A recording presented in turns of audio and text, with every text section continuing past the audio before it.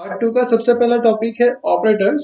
तो operators are special symbols used to build expressions. अगर कोई भी एक्सप्रेशन क्रिएट करना हो तो हम वो एक्सप्रेशन ऑपरेटर की मदद से हम यहाँ पे क्रिएट कर सकते हैं। Java supports many types of different operators and below given are some of them. Java में काफी सारे ऑपरेटर्स अवेलेबल है, उसमें से हम यहाँ पे कुछ ऑपरेटर्स के बारे में देखेंगे, जैसे कि arithmetic operator, comparison operator, logical operator, conditional operators and assignment operators. तो चलिए हर एक ऑपरेटर के बारे में हम डिटेल के अंदर देखें। तो सबसे पहला है अरिथमेटिक ऑपरेटर्स। तो in Java basic arithmetic operators are addition यानी कि plus, subtraction, minus, multiplication, division and modulus. तो यहाँ पे अरिथमेटिक ऑपरेटर्स के अंदर हम यहाँ पे addition, subtraction, multiplication, division and modulus operator का यूज हम कर सकते हैं। All these operators are binary and they take two operands। और यहाँ पे उसको दो ऑपरेंड्स दिए जाएंगे यानी कि x या फिर y, दोनों ऑपरेंड्स हम यहाँ पे दे सकते हैं। Operators plus and minus can be used as unary, that means taking only one operand also। तो जो एडिशन एंड सब्ट्रैक्शन ऑपरेटर है वो यहाँ पे यूनरी ऑपरेटर भी कहा जाएगा, क्योंकि हम यहाँ पे उसको एक ऑपरेंड के साथ भी इसको यूज हम कर सकते हैं। All operators can be applied on any type of numeric data, that is byte, short, integer, long, float और डबल। तो यहाँ पे जितने भी सारे ऑपरेटर्स है वो सारे ऑपरेटर्स को हम यहाँ पे न्यूमेरिक डेटा के ऊपर अप्लाई करा सकते हैं। जैसे कि कौन कौन सी डेटा टाइप के ऊपर अप्लाई करेंगे तो वो यहाँ पे है, जैसे कि byte, short, integer, long, float और डबल। तो एक्सेट्रा डेटा टाइप के ऊपर हम यहाँ पे अरिथमेटिक ऑपरेटर का यूज हम कर सकते हैं।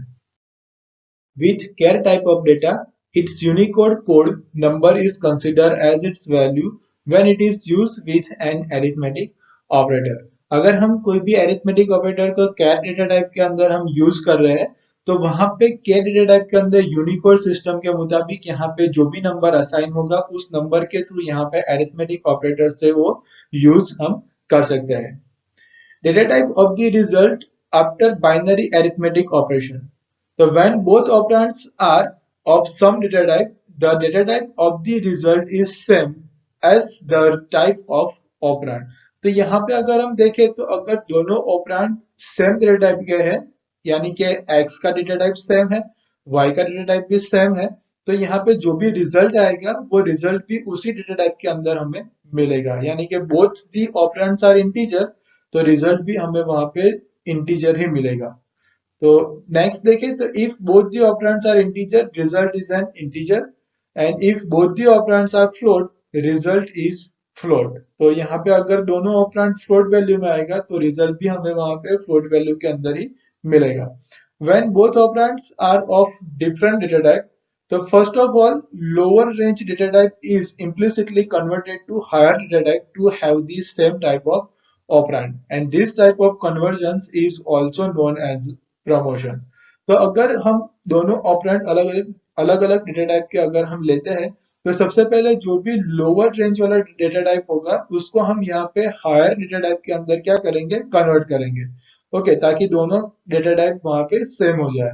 तो ये वाली जो प्रोसेस हम करेंगे उसको हम यहाँ पे प्रमोशन के नाम से जानेंगे, यानी कि लोअर लेवल से यहाँ पे उस डेटा टाइप को हम यहाँ पे हायर लेवल पे कन्वर्ट कर रहे हैं। इसके लिए यहाँ पे याद रखने के पॉइंट यहाँ पे है कि with modulus operator if first operand is negative the result is negative. तो यहाँ पे अगर हम मॉड्यूलर ऑपरेटर का यूज कर रहे हैं तो उसके अंदर जो पहला ऑपरेंड हमारा नेगेटिव रहेगा तो हमें यहाँ पे रिजल्ट भी क्या मिलेगा, नेगेटिव मिलेगा।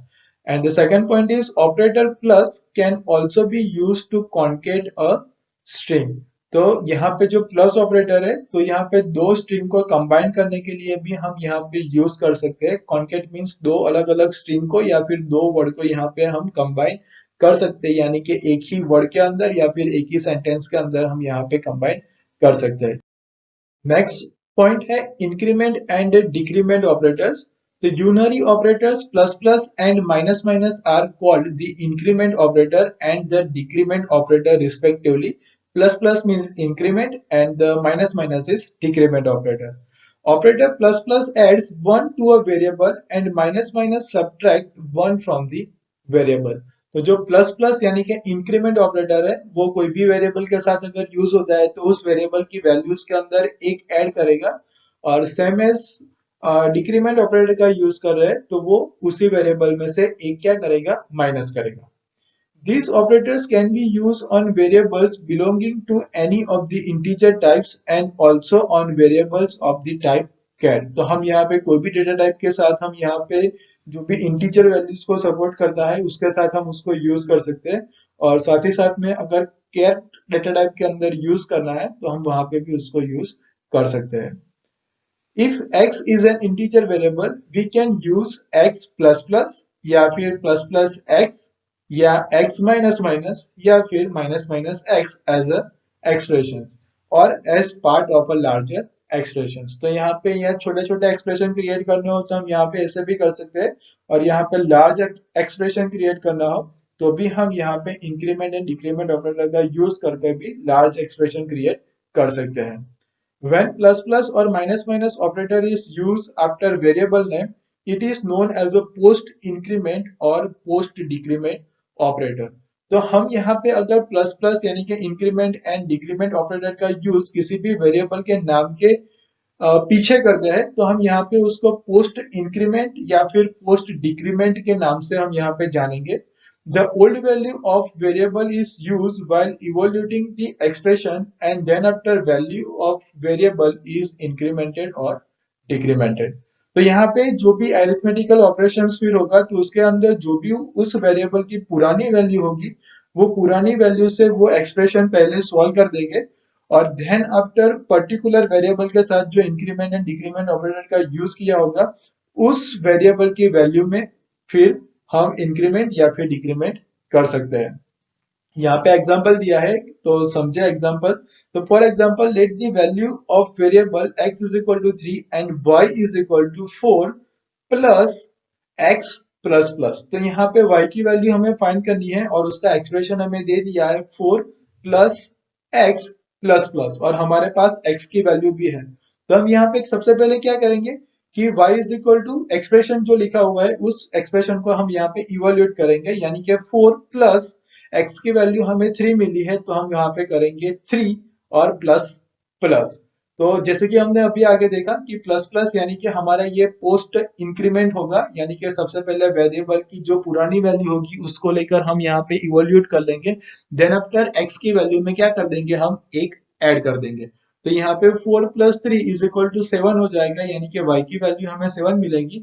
And then after completion of evolution x की वैल्यू में प्लस 1 ऐड करेंगे क्योंकि यहाँ पे पोस्ट इंक्रीमेंट हुआ है और प्लस प्लस का यूज किया है, दैट्स वाई हम यहाँ पे एक ऐड करना होगा। तो 3 प्लस 1 तो x की नई वैल्यू हमें वहां पे फिर मिलेगी 4। तो as a result value of x will be 4 and y will be 7। When plus plus or minus minus operator is used before variable name, it is known as pre-increment or pre-decrement operator। अगर हमने plus plus and minus minus operator को कोई भी variable के नाम के आगे हमने यूज किया है तो उसको हम यहाँ पे प्लस प्लस होगा तो प्री इंक्रीमेंट के नाम से जानेंगे, और माइनस माइनस ऑपरेटर का यूज किया होगा तो हम यहाँ पे प्री डिक्रीमेंट के नाम से जानेंगे। Here the value of variable is incremented और decremented first and then this new value is used in a expressions। तो यहाँ पे इवोल्यूशन करते समय जो भी वेरिएबल की वैल्यू होगी वो सबसे पहले इंक्रीमेंट या डिक्रीमेंट रिस्पेक्टिंग जो भी ऑपरेटर हमने यूज किया होगा उसके मुताबिक वैल्यू में इंक्रीमेंट करेंगे या फिर डिक्रीमेंट करेंगे, एंड देन आफ्टर वेरिएबल की जो नई वैल्यू आएगी उसको यहाँ पे हम एक्सप्रेशन के अंदर यूज करेंगे। तो चलिए उसको एग्जाम्पल के थ्रू ही समझे। तो for example in statement x is equal to 3 and y is equal to 4 plus plus plus x, तो हमें यहाँ पे x की वैल्यू दे दी 3 एंड यहाँ पे y की वैल्यू हमें फाइंड करनी है और उसके अंदर एक्सप्रेशन हमें दिया है 4 प्लस प्लस प्लस x। तो यहाँ पे हमने x का आगे हमने यहाँ पे प्री इंक्रीमेंट ऑपरेटर का यूज किया है क्योंकि वेरिएबल के नाम के आगे प्लस प्लस है।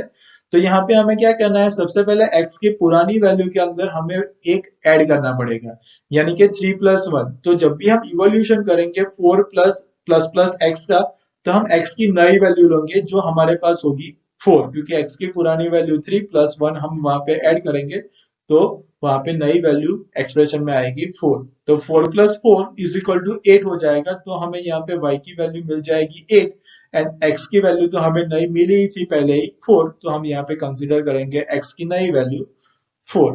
तो as a result value of x will be 4 and the y will be 8। और यही सेम चीज हम यहाँ पे माइनस माइनस ऑपरेटर के साथ भी कर सकते हैं। जैसे हमने दो एग्जांपल देखे, तो वहां पे प्लस प्लस की जगह पर माइनस माइनस कर दो। प्लस प्लस में एक ऐड किया था, वहां पे क्या करना है, एक बाद माइनस करना है, यानी कि आप यहाँ पे उसको 1 डिक्रीमेंट कर सकते हो। तो वो हो जाएगा post decrement and pre decrement operator का यूज। नेक्स्ट ऑपरेटर है कंपैरिजन ऑपरेटर। तो comparison operators are also known as a relational operators. The comparison operators in Java are is equal to, यानी कि इक्वल टू, फिर exclamation mark is equal to, that means not equal to, less than, greater than, less than equal to and greater than equal to. The meaning of this operands are, तो यहाँ पे हम variable के साथ हम देखें कि इसका हम यूज कैसे कर सकते हैं। तो यहाँ पे दो वेरिएबल को या फिर दो ऑपरेंड्स को कंपैरिजन करने के लिए हम यहाँ पे रिलेशनल ऑपरेटर्स का यूज करेंगे, यानी कि दोनों के बीच में कैसा रिलेशन है वो चेक कराना हो तो हम यहाँ पे कंपैरिजन ऑपरेटर्स के थ्रू हम करा सकते हैं। जैसे कि टेबल के अंदर आप देख रहे हो, सबसे पहले हम ऑपरेंड्स के साथ हमने यूज किया है कंपैरिजंस। बताइए कि दो ऑपरेंड्स के बीच में कैसी कंपैरिजन है। तो सबसे पहला है a is equal to b, क्योंकि हमने यहाँ पे कंपेयर करना है इक्वल टू है या नहीं। अगर सिंगल इक्वल टू यूज करेंगे तो वो वैल्यू को असाइन कर लेगा, इसके लिए हम सिंगल इक्वल टू का यूज करते हैं। मगर जावा के अंदर हम यहाँ पे इक्वल बताने के लिए यहाँ पे डबल इक्वल टू का यूज करेंगे, यानी कि इज इक्वल टू साइन का हम यूज करेंगे। तो यहाँ पे आएगा is a equal to b, यानी कि दोनों सेम है या नहीं है, ए की वैल्यू बी से सेम है या नहीं, वैसा वाला मीनिंग होगा। फिर a is not equal to b, यहाँ पे एक्सप्लेनेशन मार्क और इज इक्वल टू का use, that means is not equal to. तो is a not equal to b, a less than b, a greater than b, a less than or equal to b, और is a greater than or equal to b। तो हम इसी तरह से दो operand को comparison यहाँ पे हम करा सकते हैं। These operators can be used to compare values of any of the numeric type as well as of char type। तो हम यहाँ पे न्यूमेरिक डेटा टाइप के अंदर भी उसको कंपैरिजन कर सकते हैं, और या फिर हम char डेटा टाइप के अंदर भी उसको कंपैरिजन करनी हो तो हम करा सकते हैं। After applying comparison operators, the result of expression is boolean, either true or false। तो कंपैरिजन कराने के बाद हमें रिजल्ट यहाँ पे boolean फॉर्मेट के अंदर मिलेगा, that is true या फिर फॉल्स, क्योंकि बुलियन में दो ही वैल्यू अवेलेबल है, ट्रू और फॉल्स। दोनों में से कोई भी एक हमें वैल्यू क्या करेगा, वो रिटर्न करेगा। अगर कंडीशन ट्रू होगी तो आंसर हमें ट्रू मिलेगा, और condition is wrong then the answer is false. So such expressions are also called boolean value expressions. तो जिस एक्सप्रेशंस की वैल्यू हमें बुलियन के अंदर मिल रही है, बुलियन वैल्यू में मिल रही है, तो उस एक्सप्रेशन को हम यहाँ पे बुलियन वैल्यू एक्सप्रेशन भी कह सकते हैं। Usually relational operators are used in if statement and loops। तो जनरली हम यहाँ पे जो भी रिलेशनल ऑपरेटर है उसका यूज हम यहाँ पे if स्टेटमेंट के अंदर या फिर लूप्स के अंदर हम कर सकते हैं, जिसके बारे में हम अभी इसी वीडियो में लेटर ऑन आगे देखने वाले हैं। फिर नेक्स्ट ऑपरेटर है लॉजिकल ऑपरेटर्स। तो logical operators are also boolean operators as they operate on boolean operand. तो यहाँ पे बुलियन ऑपरेंड्स के ऊपर हम यहाँ पे लॉजिकल ऑपरेटर्स हम यूज कर सकते हैं। In Java logical operators and और XOR and not are perform using operators double and, यानी कि and.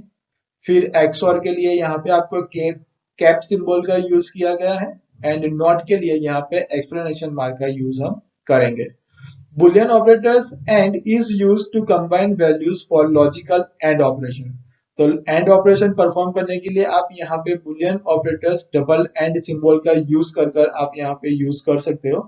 The result of expression A and B is true only if both the operands A and B are true. तो यहाँ पे आपको इस expression का result true तभी मिलेगा जब भी दोनों, यानी कि ए एंड बी दोनों ऑपरेंड यहाँ पे ट्रू होंगे, तभी जाकर आपको रिजल्ट ट्रू मिलेगा। अगर दोनों में से कोई भी एक फॉल्स हुआ तो वहां पे रिजल्ट आपको फॉल्स मिल जाएगा।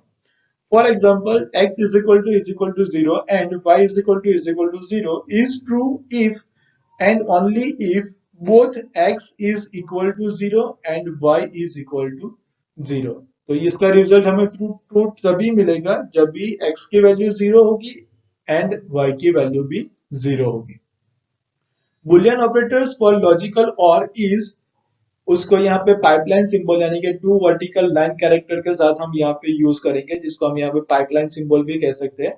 एक्सप्रेशंस a और b is true if either a is true और b is true और if both are true। तो यहाँ पे दोनों ऑपरेंड्स में से कोई भी एक ऑपरेंड ट्रू होगा तो भी हमें वो रिजल्ट ट्रू देगा, अदरवाइज दोनों ऑपरेंड्स भी अगर ट्रू होंगे तो भी हमें वो रिजल्ट ट्रू मिलेगा। The result is false only if both A and B are false. तो यहाँ पे हमें रिजल्ट फॉल्स तभी मिलेगा जब दोनों ऑपरेंड्स यहाँ पे फॉल्स होंगे। Boolean operators for logical not is denoted by explanation mark and it is a unary operator। तो explanation mark को हम यहाँ पे unary operators के नाम से जानेंगे and it results in complemented result। तो यहाँ पे उसका जो भी रिजल्ट आएगा उसका हमें यहाँ पे कॉम्प्लीमेंट रिजल्ट में कन्वर्ट करके वो रिजल्ट हमें देगा। फॉर एग्जाम्पल देखिए, if the operand is true result is false and vice versa. तो हमारा जो भी एक ऑपरेंड होगा वो ऑपरेंड यहाँ पे अगर ट्रू रिजल्ट वो फॉलो करता है या फिर वो सही है तो हमें यहाँ पे उसका नेगेटिव रिजल्ट मिलेगा यानी कि उसका उल्टा फॉल्स। और अगर हमारा ऑपरेंड फॉल्स है तो हमें यहाँ पे रिजल्ट क्या मिलेगा, ट्रू मिलेगा। There is a operator cap symbol यानी कि XOR is to perform logical XOR यानी कि exclusive or. It returns true only if its operand are different यानी कि one true and one false and false otherwise. तो यहाँ पे वो रिजल्ट ट्रू कभी देगा कि जब भी कोई भी एक ऑपरेंड यहाँ पे ट्रू और दूसरा ऑपरेंड यहाँ पे फॉल्स हो, तब जाकर वो हमें क्या करेगा, वो रिजल्ट ट्रू करके देगा। यानी कि दोनों में से एक ऑपरेंड ट्रू होना चाहिए और दूसरा ऑपरेंड कंपलसरी फॉल्स होना चाहिए। Thus result is false when both operands have the same boolean value। तो यहाँ पे दोनों ऑपरेंड्स की वैल्यू अगर सेम होती है तो रिजल्ट हमें फॉल्स मिलेगा। अगर दोनों ऑपरेंड्स की वैल्यू अगर यहाँ पे अलग अलग होती है तो रिजल्ट वो हमें ट्रू ला के देगा। फिर नेक्स्ट ऑपरेटर है शॉर्ट सर्किटिंग ऑपरेटर्स।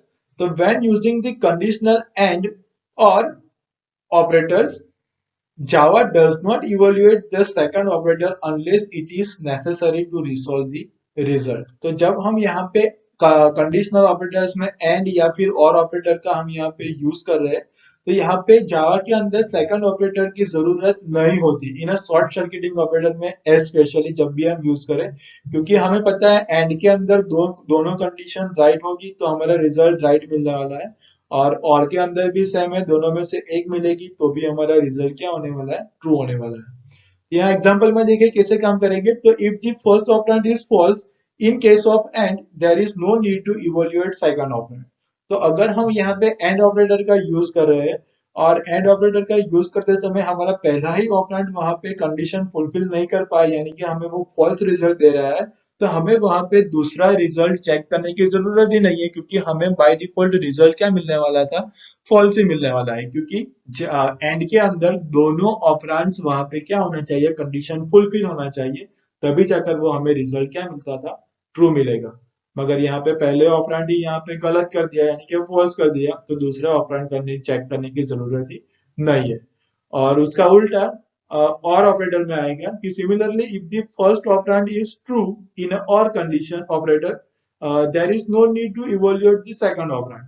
तो अगर और ऑपरेंड के साथ हम कुछ भी काम कर रहे हैं और जो हमें पहला ही हमारा ऑपरेंड था वो हम वहां पे ट्रू वैल्यू दे रहा है तो हमें दूसरा चेक करने की जरूरत ही नहीं है, क्योंकि दोनों में से कोई भी एक हमें ट्रू चाहिए और पहला ही हमें ट्रू मिल गया। तो दूसरा ऑपरेंड अगर ट्रू वैल्यू देता है या फिर फॉल्स वैल्यू देता है हमें वहां रिजल्ट में कोई भी फर्क नहीं पड़ने वाला। अगर दूसरा भी ऑपरेंड ट्रू देगा तो भी हमारा रिजल्ट ट्रू ही आने वाला था और दूसरा ऑपरेंड अगर फॉल्स वैल्यू दे रहा है तो भी हमारा रिजल्ट ट्रू ही आने वाला था। तो डेट्स वाई हमें वो जरूरत नहीं है कि हम दूसरा पार्ट भी जाकर चेक करें। Next है conditional operator। So the conditional operator in Java is a ternary operator using three operands।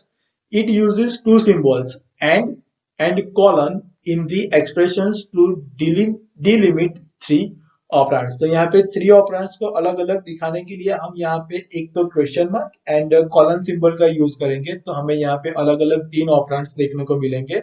It takes the following form. तो यहाँ पे उसकी सिंटेक्स दी गई है कि किस तरह के तीन ऑपरेंड्स होंगे।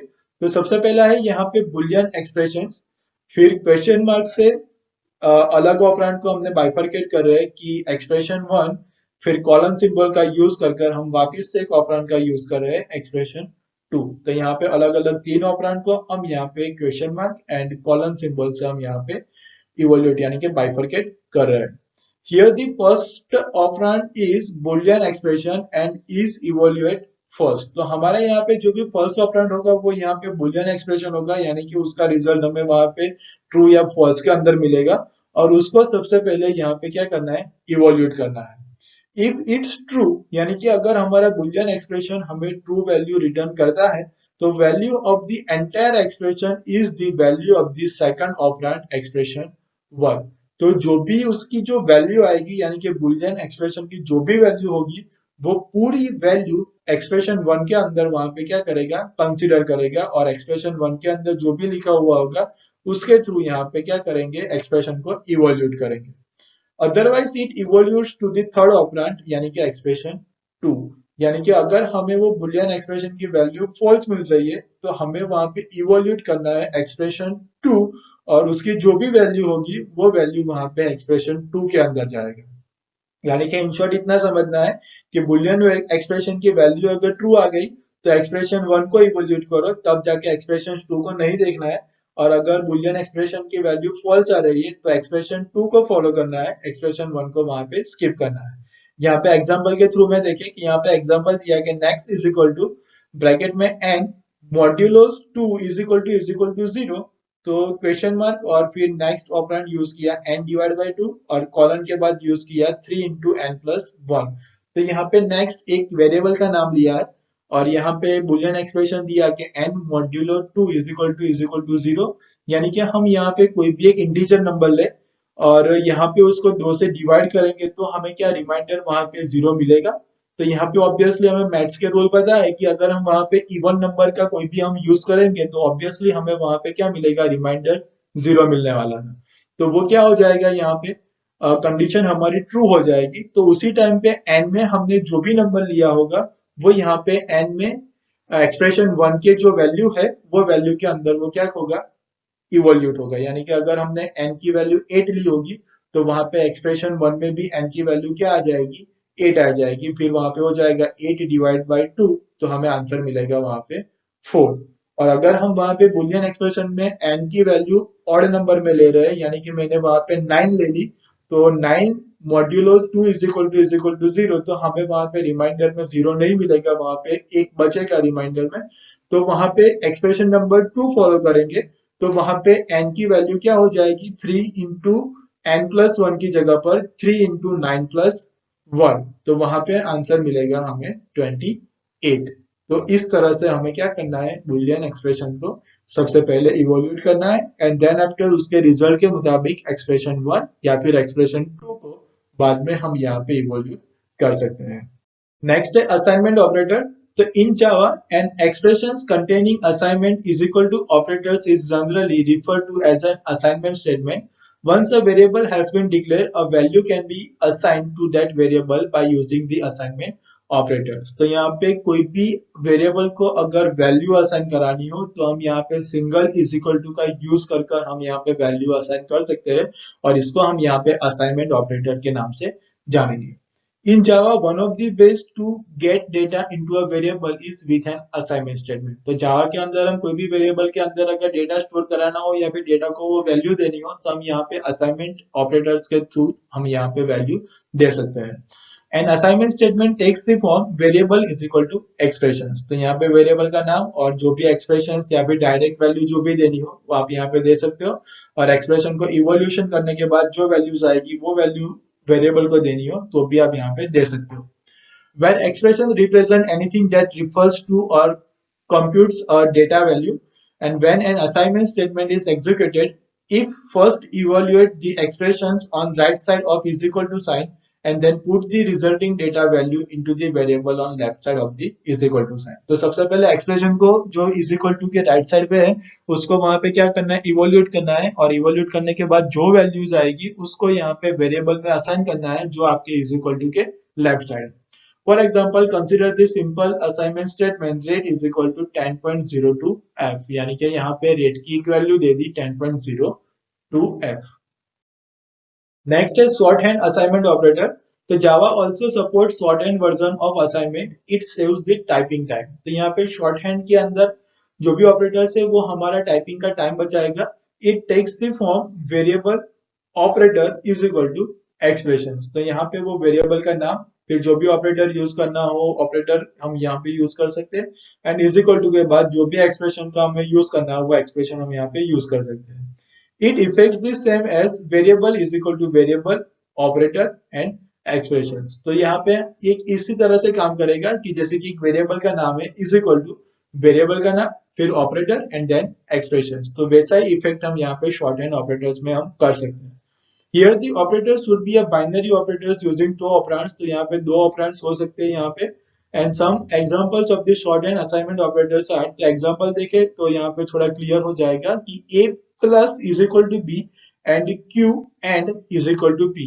तो यहाँ पे हम ऐसा ही कह सकते हैं कि here a plus b is same as a is equal to a plus b, while expression q and is equal to p is same as expression q is equal to q and p. तो हमें यहाँ पे दो बार variable के नाम जो हमें लिखने पड़ते थे वो नाम लिखने से हमें वो बचाएगा, यानी कि उतना टाइपिंग का टाइम हमारा बच जाएगा और हम यहाँ पे शॉर्ट हैंड असाइनमेंट ऑपरेटर्स का यूज कर हम यहाँ पे एक्सप्रेशन भी क्रिएट कर सकते हैं.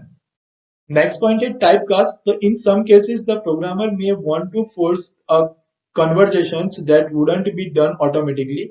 कभी कभार ऐसा होता है कि प्रोग्रामर को वहां पे डेटा टाइप के अंदर कन्वर्जन करना पड़ता है क्योंकि वो अपने आप नहीं होता. For this a typecast can be use. तो जो अपने आप कन्वर्जन नहीं होता उसके लिए हम यहाँ पे टाइपकास्ट का यूज करेंगे. A typecast is indicated by putting a type name in parentheses before the value we want to convert. तो यहाँ पे जिस वैल्यू को वहां पे कन्वर्ट करनी है तो उसको हम यहाँ पे ब्रैकेट के अंदर कर देंगे तो वहां पे वो कन्वर्ट उसी डेटा टाइप के अंदर वो हो जाएगी. Thus it takes a form data type और एक्सप्रेशन. फॉर एग्जाम्पल देखें तो integer a and short b. तो हमें यहाँ पे उसको कन्वर्जन करना है, टाइपकास्ट का हम यूज करेंगे. तो यहाँ पे हमने टाइपकास्ट का यूज किया और यहाँ पे ब्रैकेट के अंदर हमने शॉर्ट लिखा और बाजू में वेरिएबल का नाम दे दिया तो यहाँ पे वो कन्वर्ट हो जाएगा शॉर्ट डेटा टाइप में. तो here variable a is explicitly converted using the typecast to a value of a type short. तो यहाँ पे उसी डेटा टाइप के अंदर वो वैल्यू क्या हो जाएगी, कन्वर्ट हो जाएगी through the help of typecast. फिर नेक्स्ट टॉपिक है precedence and associativity of Java operators. तो जावा has well defined rules for specifying the order in which the operators in an expressions are evaluated when the expression has several operators. तो यहाँ पे अगर ज्यादा operators का use करके हमने बड़ा सा एक्सप्रेशन अगर क्रिएट किया है तो हमें सबसे पहले कौन सा ऑपरेटर्स वहां पे फॉलो करना है या फिर कौन से ऑपरेटर्स से हमें इवोल्यूशन करना स्टार्ट करना है तो वो हम यहाँ पे देखेंगे. तो उसको हम यहाँ पे प्रेसिडेंस एंड एसोसिएटिविटी के द्वारा हम यहाँ पे उसको चेक कर सकते हैं. And the operators are evaluated as per their priority or precedence. तो जो भी ऑपरेटर्स है तो उसकी प्रायोरिटी और प्रेसिडेंस के बारे में हम उसको वन बाय वन उसको इवोल्यूट कर सकते हैं. फिर नेक्स्ट पॉइंट है precedence order. When two operators are having different priority then an operator with the higher precedence is operated first. तो अगर हमने हमारे एक्सप्रेशन के अंदर अलग अलग ऑपरेटर्स का हमने यूज किया है तो जिस ऑपरेटर की प्रायोरिटी हाई होगी वो सबसे पहले इवोल्यूट होगा एंड देन आफ्टर उसके बाद वाली प्रायोरिटी वाला ऑपरेटर वहां पे हम उसको इवोल्यूट करते जाएंगे. जैसे कि एग्जांपल में देखें तो for example in expression a plus b into c. तो यहाँ पे ऑपरेटर को इवोल्यूशन कैसे करें तो सबसे पहला multiplication is having higher precedence than the addition. So b into c is evaluated first and then the result is added to the a. तो यहाँ पे मल्टीप्लिकेशन की प्रायोरिटी प्लस से ज्यादा है यानी कि वो यहाँ पे हायर प्रेसिडेंस है उसका. तो यहाँ पे सबसे पहला b into c को हम यहाँ पे इवोल्यूट करेंगे. देन आफ्टर उसका जो भी रिजल्ट आएगा उसको हम यहाँ पे a के अंदर क्या कर देंगे, ऐड कर देंगे. Precedence rules can be overridden by explicit parentheses. So instead of creating confusion, use of parentheses should be done freely. तो अगर आपको यहाँ पे कुछ कंफ्यूजन हो रहा है तो आप यहाँ पे ब्रैकेट का यूज करके भी आप यहाँ पे वो प्रेसिडेंस को बाइफरकेट कर सकते हो, तो यहाँ पे कोई भी टाइप का यहाँ पे कंफ्यूजन क्रिएट ना हो। यानी कि आप अगर आपको ऐसा करना है कि a प्लस बी का पहले वो ऑपरेटर्स को इवोल्यूट करना है, तो ए एन ब्रैकेट के अंदर a प्लस बी लिख दो, तो जो भी इवोल्यूशन होगा तो सबसे पहले वहां पे ए प्लस बी का हो जाएगा, एंड देन आफ्टर जो भी रिजल्ट आएगा वो रिजल्ट के साथ मल्टीप्लीकेशन सी का हो जाएगा। तो पैरेंथेसिस के थ्रू भी आप यहाँ पे उसको हायर प्रेसिडेंस को भी अवॉइड करा सकते हो। फिर नेक्स्ट पॉइंट है एसोसिएटिविटी। तो when two operators with the same precedence appear in the expressions, the expression is evaluated according to their associativity. अगर दो ही सेम ऑपरेटर्स और सेम ऑपरेटर्स अगर हमारे एक्सप्रेशन के अंदर हमने यूज किया है तो उसकी एसोसिएटिविटी के थ्रू हम उसको यहाँ पे इवोल्यूट कर सकते हैं। Associativity determines the direction left to right or right to left in which operators are perform. तो यहाँ पे एसोसिएटिविटी का जो भी डायरेक्शन होगा, मोस्टली डायरेक्शन यहाँ पे लेफ्ट टू राइट या फिर राइट टू लेफ्ट, जिस तरह का डायरेक्शन कुछ होगा कि जिस डायरेक्शन में हमें जो भी ऑपरेशन परफॉर्म करना है वो ऑपरेशन हम यहाँ पे परफॉर्म कर सकते हैं। In most of the case associativity is from left to right, और सारे ऑपरेटर्स के अंदर मोस्ट ऑफ द एसोसिएटिविटीज यहाँ पे लेफ्ट टू राइट ही होगी, यानी कि वो एक्सप्रेशन यहाँ से लेफ्ट साइड के इवोल्यूट होते होता राइट साइड पे जाएगा। For the unary operators and assignment it is from right to left. तो यहाँ पे सिर्फ यूनरी ऑपरेटर्स जो बचेंगे और असाइनमेंट ऑपरेटर्स जो है उसके अंदर ही यहाँ पे राइट टू लेफ्ट एसोसिएटिविटी उसको यहाँ पे देखने को मिलेगी। तो उसी की तरह हम यहाँ पे क्या करेंगे, फिर जो भी एक्सप्रेशन के अंदर ऑपरेटर्स का यूज किया है तो हम वैसे ही हम यहाँ पे उसको इवोल्यूट करते जाएंगे। नेक्स्ट पॉइंट है कंट्रोल स्ट्रक्चर। तो in general the statements are executed sequentially one by one. Sometimes program logic needs to change the flow of the sequence. तो यहाँ पे कभी कभार ऐसा होगा कि प्रोग्राम्स को यहाँ पे जो भी फ्लो चल रहा है वो फ्लो को हमें चेंज करने की जरूरत पड़ेगी और सीक्वेंस से थोड़ा हमें चेंज करने की भी जरूरत पड़ सकती है। तो this statement that enables to control the flow of executions are considered as control structure। तो जो भी हमारे प्रोग्राम का जो भी फ्लो है एग्जीक्यूशन का, वो फ्लो को अगर चेंज करता है उस स्टेटमेंट को हम यहाँ पे कंट्रोल स्ट्रक्चर के नाम से जानेंगे। And this are two types of control structure, first one is loop and the second one is branches. तो हमें यहाँ पे दो टाइप के कंट्रोल स्ट्रक्चर मिलेंगे, एक पहला loop and the second one is branches. Loops are used to repeat a sequence of statement over and over until some condition occurs। तो लूप का हम यूज तभी करेंगे जब हमें वो सेंटेंस या फिर वो वैल्यू को वहां पे रिपीट कराना हो, तो वो रिपीट एंड रिपीट होता ही जाएगा जब तक वो कंडीशन के मुताबिक वहां पे वो रॉन्ग नहीं होता। यानी कि पर्टिकुलर कंडीशन जब तक फॉलो होती जाएगी तब तक वो लूप वन बाय वन वहां पे वो चलता ही जाएगा और सेम स्टेटमेंट वहां पे रिपीट होता जाएगा। अदरवाइज जब कंडीशन फॉल्स हो जाएगी तब यहाँ पे वो क्या हो जाएगा, हमारा स्टेटमेंट जो रिपीटेशन होता था वो बंद हो जाएगा। Branches are used to choose among two or more possible courses of action, so also called selective structure. तो यहाँ पे ब्रांचेस में हम जो भी यूज करेंगे यहाँ पे हमें एक या फिर एक से ज्यादा पॉसिबल कोर्सेज मिलने के चांसेस है, यानी कि हमारे पास मल्टीपल ऑप्शंस हो सकते हैं, उसमें से हमें यहाँ पे पर्टिकुलर कोई भी एक ऑप्शन को सिलेक्ट करना है। तो इसीलिए हम यहाँ पे ब्रांचेस को सिलेक्टिव स्ट्रक्चर के नाम से भी जानेंगे, क्योंकि यहाँ पे मल्टीपल ऑप्शन में से हमें यहाँ पे कोई भी एक ऑप्शन सिलेक्ट करना है। इन जावा, control structures that are used to determine the normal flow of control in a program are if statement, switch statement, while loop, do while loop and for loop। तो यहाँ पे जावा के अंदर जो भी कंट्रोल स्ट्रक्चर है जो हमारे नॉर्मल फ्लो को प्रोग्राम के अंदर कंट्रोल करते हैं, तो वो हम यहाँ पे इफ स्टेटमेंट के थ्रू कर सकते हैं, स्विच स्टेटमेंट के through, while loop, do while loop and for loop के थ्रू हम यहाँ पे कर सकते हैं। Each of these structure is considered to be a single statement and it may be a block statement। तो ये सारे जो भी स्ट्रक्चर है वो यहाँ पे एक सिंगल स्टेटमेंट के अंदर भी हम यूज कर सकते हैं, या फिर वो उसका हम ब्लॉक बना के भी हम उसको यूज करना हो तो हम उसको ब्लॉक वाइज भी हम यहाँ पे यूज कर सकते हैं। नेक्स्ट पॉइंट है block. The block statement is a group of statement enclose between a pair of braces, यानी कि opening curly bracket and the closing curly bracket.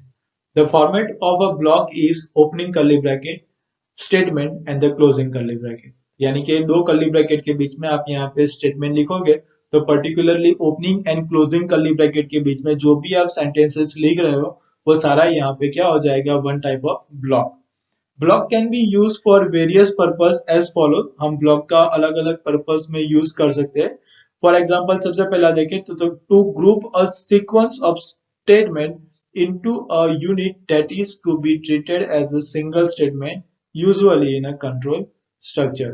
तो जो हमें वहां पे रिपीटेशन करना है स्टेटमेंट को, तो हम वहां पे सिंगल स्टेटमेंट के अंदर उसको डिक्लेयर कर कर उसको यहाँ पे रिपीटेशन मोड के अंदर भी हम यहाँ पे सीक्वेंस के अंदर हम बता सकते हैं। फिर नेक्स्ट है to group logically related statement. तो यहाँ पे लॉजिकली यूज करना हो तो भी हम यहाँ पे ब्लॉक का यूज करके लॉजिकली पर्पस के स्टेटमेंट में हम यूज कर सकते हैं। And to create a variable with a local scope for a statement within a block. तो ब्लॉक के अंदर जो भी हम वेरिएबल है तो वेरिएबल का वो ब्लॉक के अंदर ही उसका यूज हो जाए, वैसा अगर हमें क्रिएट करना तो भी हम यहाँ पे ब्लॉक में उसका यूज कर सकते हैं। यानी कि एक यूनिवर्सल वेरिएबल होगा जो थ्रू आउट द प्रोग्राम कहीं भी हम यूज कर सकते हैं। एंड एक सिंपल एक वेरिएबल होगा जो particular with in a block के अंदर ही हम यूज कर सकते हैं, यानी कि opening bracket and closing bracket के बीच में ही उसका यूज होगा। फिर आउटसाइड द प्रोग्राम यानी कि आउटसाइड द ब्लॉक हम उस वेरिएबल का यूज नहीं कर सकते। तो वैसा वाला वेरिएबल भी हम यहाँ पे डिक्लेयर करा सकते हैं। वो प्रैक्टिकल के थ्रू हम वहां पे देखेंगे कि ब्लॉक में कैसे यूज होता है। When we declare variable inside a block, they are local in that block and such variable will cease to exist after the block। तो हम जो भी वेरिएबल ब्लॉक के अंदर डिक्लेयर करेंगे तो उसको हम यहाँ पे लोकल वेरिएबल के नाम से जानेंगे। और वो ब्लॉक जब खत्म हो जाएगा यानी कि उसका काम खत्म हो जाएगा तो वो वेरिएबल वहां से एग्जिस्ट नहीं होगा, यानी कि उसकी मेमोरी भी वहां से क्या हो जाएगी, रिलीज हो जाएगी। A variable declared inside a block is completely inaccessible and invisible from outside the block। तो जो भी ब्लॉक के अंदर हमने वेरिएबल डिक्लेयर किया होगा उसका हम ब्लॉक के बाहर यूज नहीं कर सकते और उसको हम वहां पे देख भी नहीं सकते और उसको एक्सेस भी नहीं कर सकते। तो उसके लिमिटेशंस खाली विद इन दी ब्लॉक ही रहेगी, ब्लॉक के बाहर आप उसका कोई भी यूज नहीं कर सकते। When the variable declaration statement is executed, memory is allocated to hold the value of the variable। तो जो भी वेरिएबल होगा वो वेरिएबल को वो मेमोरी पर्टिकुलर जो भी डेटा टाइप होगी उसके मुताबिक वहां पे वो उसकी मेमोरी तो उसको मिल जाएगी। मगर when the block end that memory is released and is made available for reuse। मगर जब वो ब्लॉक एंड हो जाएगा तब वो पर्टिकुलर वेरिएबल की मेमोरी क्या हो जाएगी, रिलीज हो जाएगी और उसको पर्टिकुलर वही मेमोरी को अगर हमें किसी और जगह पर रीयूज करना हो तो हम उसको वहीं पे रीयूज भी कर सकते हैं। The variable is said to be a local to the block. तो उस टाइप के वेरिएबल को हम यहाँ पे लोकल वेरिएबल कह सकते हैं जो विद इन अ ब्लॉक यानी कि ब्लॉक के अंदर जो डिक्लेयर हुए हैं उसको। This is a general concept called the scope of variable. तो इसको हम यहाँ पे स्कोप ऑफ वेरिएबल के नाम से भी कह सकते हैं। The scope of variable is the part of the program in which that variable is valid. तो यहाँ पे हम प्रोग्राम के अंदर एक सिंपल उसका पार्ट के थ्रू भी हम यूज कर सकते हैं जो पर्टिकुलरली ब्लॉक के थ्रू ही वो क्या रहेगा, वेरिएबल वैलिड रहेगा। The scope of a variable defined inside a block is limited to that block only. और उसका एग्जिस्टेंस बस उतने ही ब्लॉक के सीमित ही रहेगा, आउटसाइड द ब्लॉक उसका कोई भी एग्जिस्टेंस नहीं रहेगा। When the programmer tries to declare a variable with the same name as of the variable in scope, there will be an error। और अगर किसी भी प्रोग्रामर ने उसी नाम का वेरिएबल हमने आउटसाइड कहीं भी जगह भी उसको यूज किया होगा तो वहां पे वो क्या बनेगा, हमें वेरिएबल नाम की वहां पे एक एरर दिखाई देगी। यानी कि वहां पे हमें एक एरर दिखाई देगा कि ये वेरिएबल हम आउटसाइड द ब्लॉक हम यूज नहीं कर सकते। तो इसका मीनिंग वो रहेगा, जो भी एरर्स हमें दिखाई देगी तो उसका मीनिंग यही होगा कि हम सेम नाम के दो वेरिएबल्स अलग अलग जगह पर यूज नहीं कर सकते। फिर नेक्स्ट पॉइंट है इफ स्टेटमेंट। तो the if statement when used in a program enables to take one of the two alternative courses of actions depending on whether the value of a given boolean value expression is true or false। तो if statement के अंदर हमने जो भी statement अंदर दिया होगा तो यहाँ पे हमें दो वैल्यूज के मुताबिक हमें आंसर मिलेगा depending upon our Boolean expression. यानी कि हमारा जो बुलियन एक्सप्रेशन ट्रू होगा तो यहाँ पे स्टेटमेंट वन एग्जीक्यूट होगा, अदरवाइज जो बुलियन एक्सप्रेशन फॉल्स होगा तो यहाँ पे स्टेटमेंट टू में जो लिखा हुआ होगा वो यहाँ पे इवोल्यूट होगा। It is an example of a branching or decision or selective control structure. The form of if statement is as follow. If bracket में Boolean expressions, curly bracket statement 1 curly bracket over, else curly bracket open statement 2 curly bracket over. तो अगर Boolean expressions हमारा true होता है तो statement 1 execute होता है, otherwise statement 2 यहाँ पे एग्जीक्यूट हो जाएगा। When if statement is executed, it first evaluates the boolean expressions, and if its value is true, it executes statement 1, otherwise it executes a block of statements written after the keyword else।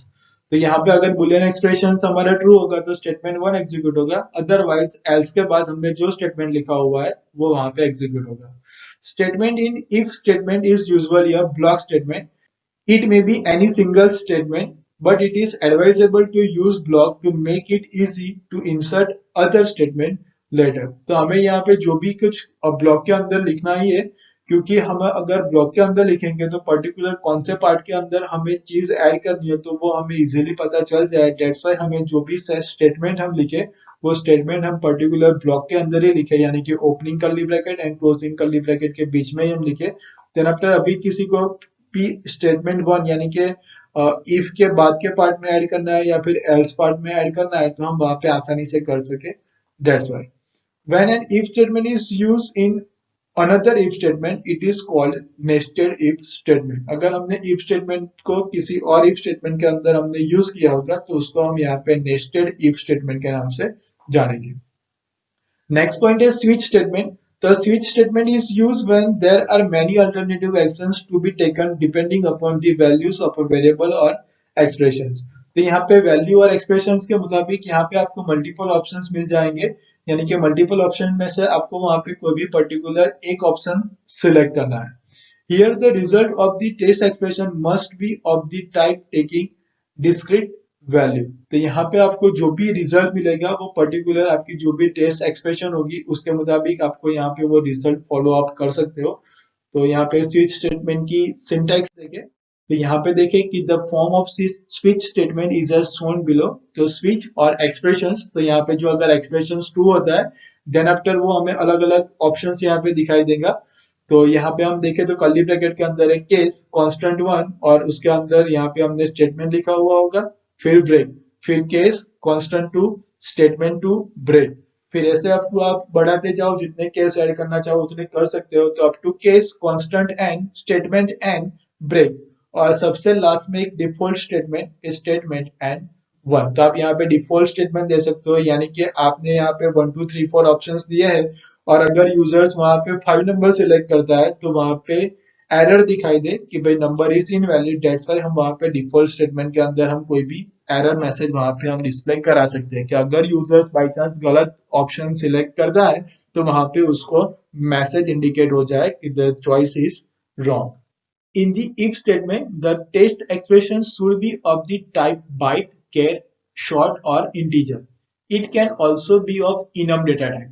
तो यहाँ पे जो भी test expression जो सबसे पहली line में था स्विच स्टेटमेंट के साथ, तो यहाँ पे वो डेटा टाइप बाइट हो सकती है या फिर कैर, शॉर्ट या फिर इंटीजर डेटा टाइप भी हो सकती है, या फिर वो इनम डेटा टाइप भी यहाँ पे हो सकती है।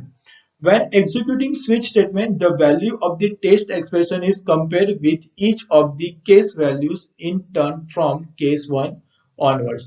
तो यहाँ पे जब भी स्विच स्टेटमेंट यहाँ पे एग्जीक्यूट होगी तो जो भी टेस्ट एक्सप्रेशन होगा वो टेस्ट एक्सप्रेशन को सारे केस 1 केस 2 केस 3 जितने भी हमने वहां पे केस लिखे होंगे सबके साथ वो वैल्यू क्या करेगा, वो कंपेयर करेगा। If a match is found the respective case statement are executed. अगर वहां पे वो वैल्यू मैच हो गई तो जो भी केस के साथ वो वैल्यू मैच हो गई उस केस के अंदर जो स्टेटमेंट लिखा हुआ होगा वो वहां पे क्या होगा, एग्जीक्यूट हो जाएगा। If no match is found the default statement is executed. अगर कोई वहां पे केस मैच नहीं हो रहा तो बाय डिफॉल्ट डिफॉल्ट केस के अंदर हमने जो स्टेटमेंट लिखा हुआ होगा वो वहां पे क्या हो जाएगा, एग्जीक्यूट हो जाएगा। Next, the default is optional.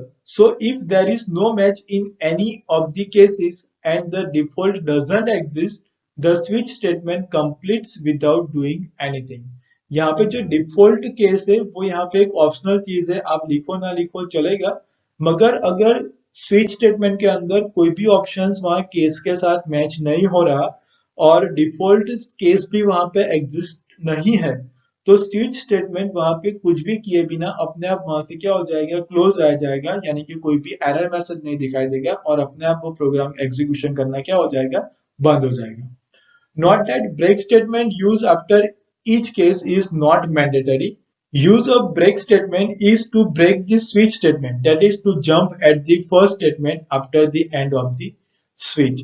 तो यहाँ पे ब्रेक स्टेटमेंट का हम जनरली यूज ऐसे ही करेंगे कि अगर हमारा कोई भी एक पर्टिकुलर केस मैच हो जाता है तो वो केस के अंदर जो भी स्टेटमेंट है वो स्टेटमेंट एग्जीक्यूट होने के बाद वो स्विच स्टेटमेंट से सीधा बाहर आ जाए, यानी कि सीधा वो जंप करे और स्विच स्टेटमेंट के बाद जो भी प्रोग्राम या फिर जो भी स्टेटमेंट एग्जीक्यूट करना हो वो वहां पे एग्जीक्यूट करना स्टार्ट करे। डेट्स वाई हम यहाँ पे हर एक केस के अंदर ब्रेक स्टेटमेंट का हम यहाँ पे यूज करेंगे। नेक्स्ट पॉइंट है रिपीटेटिव कंट्रोल स्ट्रक्चर। तो Java supports 3 types of looping constructs, for, while and do while.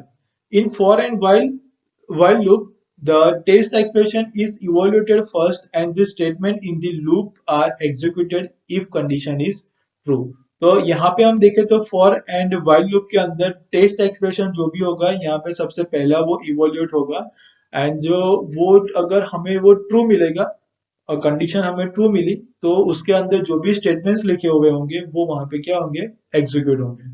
These loops are entry control और pre-test loop construct। तो हम इसको entry control loop के नाम से जानेंगे या फिर हम pre-test loop के नाम से जानेंगे, क्योंकि यहाँ पे अगर फर्स्ट हमारा एक्सप्रेशन जो होगा बुलियन एक्सप्रेशन अगर वो ट्रू होता है तब जाकर हमें नेक्स्ट उसके पार्ट में एंट्री मिलती है। डेट्स वाई हम इसको यहाँ पे एंट्री कंट्रोल के नाम से जानेंगे। Here it is possible that statement in a loop are not executed at all. तो अगर हमारा वो टेस्ट एक्सप्रेशन ही यहाँ पे गलत हो जाएगा, वहां पे अगर हमें वैल्यू फॉल्स मिल जाएगी तो ऐसा भी हो सकता है कि उसके अंदर जो ब्लॉक स्टेटमेंट में जो वैल्यूज लिखी है या फिर जो स्टेटमेंट है वो एग्जीक्यूट ना भी हो पाए, क्योंकि अगर फॉल्स है तो ब्लॉक के अंदर रहा हुआ कोई भी स्टेटमेंट यहाँ पे एग्जीक्यूट नहीं होगा। When number of iterators are predetermined, usually for loop is used। हमें पता है कि हमें जो भी रिपीटेशन करना है या फिर जो भी हमें लूप चलानी हो तो वो कितने तक जाना है वो एक फिक्स नंबर है, तो हम यहाँ पे फॉर लूप का यूज कर सकते हैं। In this loop all 3 expressions are optional. तो यहाँ पे जो भी एक्सप्रेशन है वो यहाँ पे ऑप्शनल रहेंगे। First expression is initialiser, second expression is condition and the third expression is an iterator। Thus, for is valid but requires some control statement to break the loop। for loop से बाहर आने के लिए आप यहाँ पे control statement break का भी आपको यूज यहाँ पे कर सकते हो। If break statement is not executed, it will result in infinite loop। अगर हमने वहां पे शायद ब्रेक स्टेटमेंट का यूज ना किया हो और गलती से हमने कंडीशन कुछ ऐसी रख दी हो तो ये रिजल्ट यहाँ पे फॉर लूप का इनफाइनाइट लूप के अंदर वो जा सकता है। In do while loop, it evaluates the test expression after executing this statement in a loop. It repeats the loop if the test condition is true। तो अगर यहाँ पे do while loop में भी टेस्ट एक्सप्रेशन अगर हमारा true होगा तब जाकर वो क्या होगा, एग्जीक्यूट होगा और उस लूप के अंदर जो स्टेटमेंट लिखे हुए होंगे वो वहां पे एग्जीक्यूट होंगे। Thus, do while loop is exit control or post test loop construct। Here, statement of loop are executed at least once। तो यहाँ पे जो भी चेकिंग होगी वो यहाँ पे लास्ट में हो रही है, डेट इज जो भी टेस्ट एक्सप्रेशन है वो सबसे पहले एग्जीक्यूट हो जाएगा, फिर जो भी स्टेटमेंट होगा वो स्टेटमेंट भी एग्जीक्यूट हो जाएगा। देन आफ्टर वो वैलिड स्टेटमेंट है या फिर वो वैलिड कंडीशन है या नहीं वो बाद में एग्जीक्यूशन ऑफ फर्स्ट स्टेटमेंट उसके बाद वो क्या करेगा, एग्जीक्यूट करेगा। तो इसको हम यहाँ पे एग्जिट कंट्रोल लूप से नाम से जानते हैं, क्योंकि सब कुछ हो जाने के बाद वो क्या करता है, चेकिंग करेगा। That is exit control loop. Exit होने के टाइम पे वो चेक करेगा। अगर कंडीशन ट्रू हो जाती है तब जाकर वो पर्टिकुलर स्टेटमेंट जो एग्जीक्यूट हो रहा था वो वहां पे पूरा एग्जीक्यूट हो जाएगा। अगर फॉल्स हो जाता है तो वहां पे वो स्टेटमेंट एग्जीक्यूट नहीं होगा। तो यहाँ पे हो सकता है कि डू व्हाइल लूप के अंदर आपका स्टेटमेंट एक बार तो वो एग्जीक्यूट होगा ही, भले हमारी स्क्रीन के ऊपर ना दिखाई दे मगर इन प्रोसेस के टाइम पे वो एक बार तो एग्जीक्यूट होता ही है। फिर अगर कंडीशन ट्रू है तो वो हमें डिस्प्ले मॉनिटर की स्क्रीन पर दिखाई देगा, अगर फॉल्स है तो फिर वो वहां से ही क्या हो जाएगा, एंड हो जाएगा and then after next program का कोड जो भी होगा वो कंटिन्यू होता जाएगा। नेक्स्ट पॉइंट है use of break and continue statement.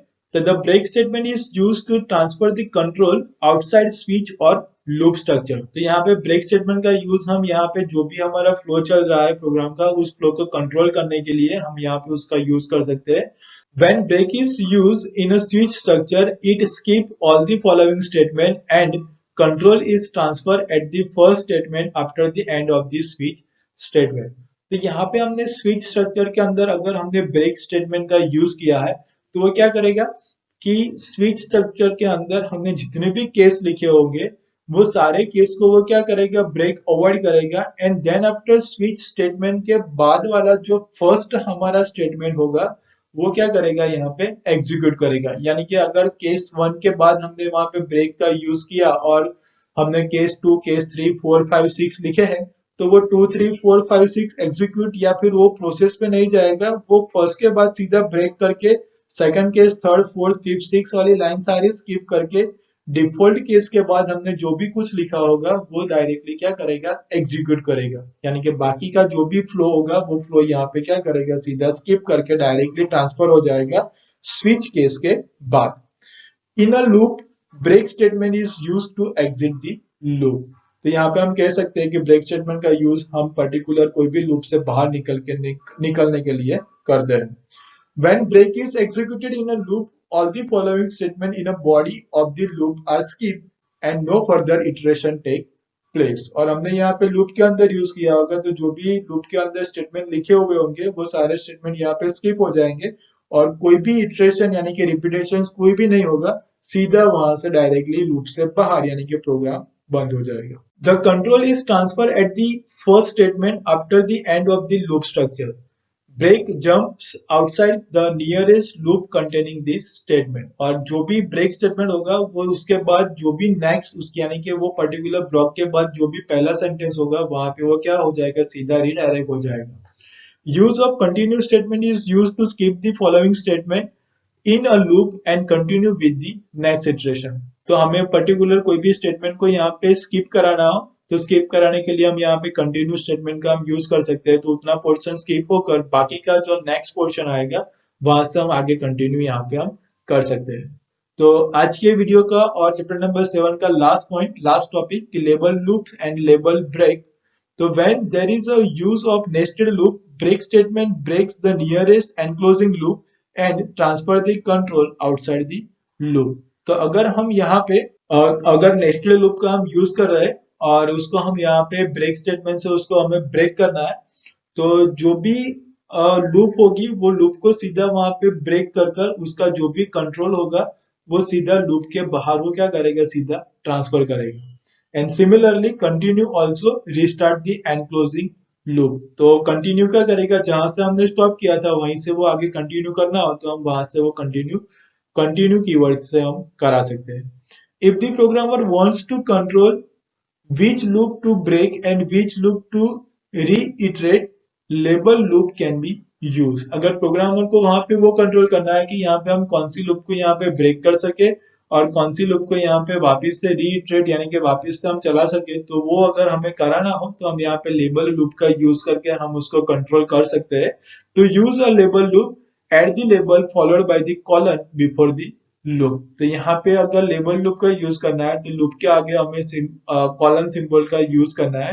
Then add the name of the label after the keyword break or continue to transfer control elsewhere other than enclosing loop. तो colon symbol का use करने के बाद आपको वहां पे क्या करना है, उस पर्टिकुलर लेबल का एक नाम दे देने का है और जहां पे भी आपको उसका यूज कराना हो तो पर्टिकुलर उसी नाम से आप वहां पे लूप के अंदर यूज कर सकते हो। तो आप वहां पे लूप के अंदर पूरा कंट्रोल आप वहां पे ले सकते हो। तो आई होप कि चैप्टर नंबर 7 के दोनों पार्ट्स के अंदर आपको जो भी इंफॉर्मेशन दी गई तो दोनों पार्ट में आपको वो इंफॉर्मेशन समझ में आ गई होगी। और अगर कुछ भी डाउट एंड क्वेरीज है तो आप कमेंट बॉक्स में आप लिख सकते हो, तो हम उसको